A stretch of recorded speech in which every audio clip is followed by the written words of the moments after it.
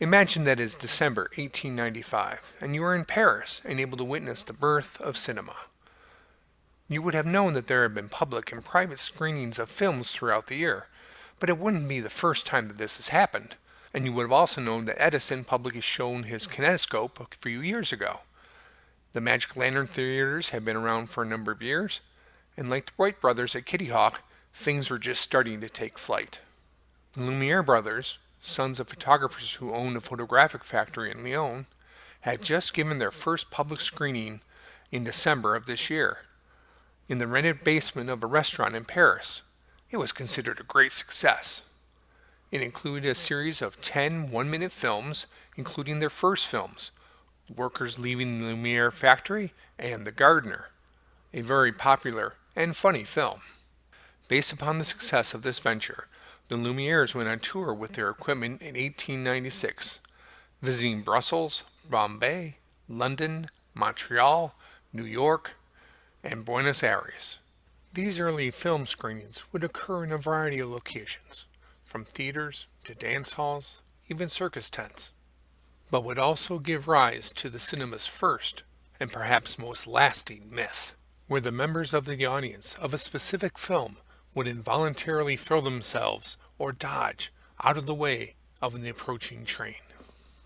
This myth of the train persists to this day, despite the fact that there are only unverified claims and no contemporary newspaper accounts on record. Arguments made in favor of this myth overstates the power of the moving image, and it undersells the intelligence of the populace. It plays upon readers' willingness to believe that they are superior to others, namely those country rubes. In the end, the roots of this myth can likely be attributed to a sense of hyperbole on the part of carnival barkers, and a nostalgic recollection for the good old days. But given that this myth isn't real, is there something to it? Is there a grain of truth that we need to look at a little closer? At its heart, this issue has to do with perceptual constancy. Perceptual constancy refers to the tendency to perceive an object you are familiar with as having a constant shape, size, and brightness, despite your perspective of that object. A simple example of this would be to imagine seeing a normal person at some distance away from us. Even though he may appear to be very small, he is simply some distance away from us, and we'd be correct in thinking so. Our mind's ability to intuitively grasp perceptual constancy is very high, but it's not perfect. The arrival of the train is a form of the Ponzo illusion, first demonstrated by the Italian psychologist Mario Ponzo in 1913. These types of illusions are very familiar to us, yet very powerful. Our knowledge of the true line length does not stop or diminish this illusion's effect. It's also important to know that our perception is based on knowledge and context. So what is actually happening in the film, The Arrival of the Train at La Ciotat? Right up front, it's important to mention that the Lumière brothers were accomplished photographers. Their parents were portrait photographers of note, and they took up the family business. As they assessed the railway station, they would have noted the strong diagonal lines of the railroad tracks, and would have appreciated the strong vanishing point of the tracks in the distance, and would have placed the camera accordingly. But it is also important to mention that the framing of the scene is also what makes the illusion in the arrival of the train so effective. To finish setting our mental expectations, we might expect when the train arrives at the station that it should intersect the corners of the frame via those same lines. The unintentional trick of the film is that the train doesn't. It grows too fast. It is not a constant or incremental progression, but a geometric one. To restate, when an object is halfway to the viewer, it is not twice as big, it is 4 times as big. If you still feel that you are somehow immune to this Ponzo effect, then I would ask you to recall the opening scene from the original Star Wars movie, where the Rebel spacecraft is being chased by the Imperial cruiser. We are initially confused by the never-ending size of the Imperial starship, but then are exhilarated, and we intuitively know that the thrill ride that is Star Wars has begun. When I first saw the film Arrival of the Train at La Ciotat, I was unconsciously aware of the unnerving effect of the scene, and this helped make more believable the reiteration of cinema's founding myth, that when the film was originally aired, people would duck or run in terror when the train arrived. The common explanation that was provided in certain media, like Mark Hudson's The Story of Film, harkened back to the unsophisticated rabble explanation. And since that explanation reinforced our perceived intellectual superiority and sophistication, most people are happy to take that at face value.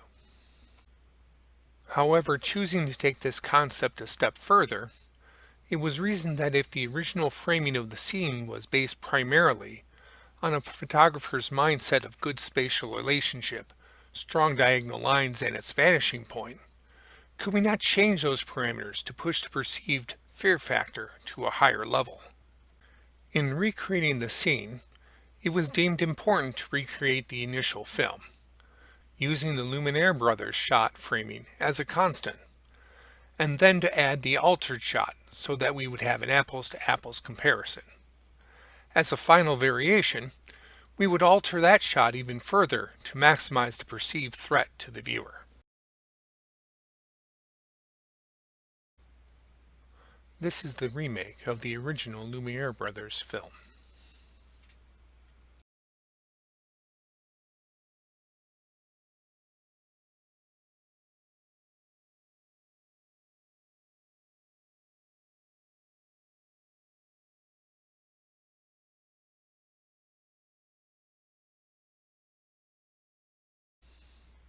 This is the first alternative shot to the Lumière Brothers film.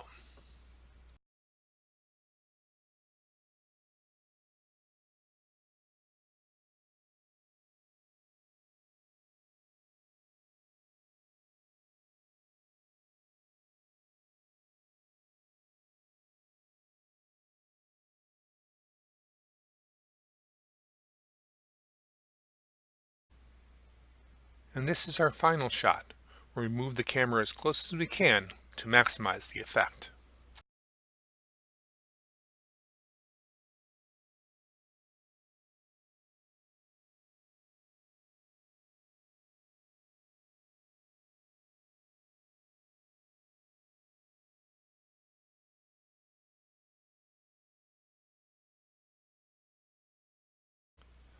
I hope it's obvious that, the closer the train is to the shot framed, there is a marked increase in the visual tension of that particular shot.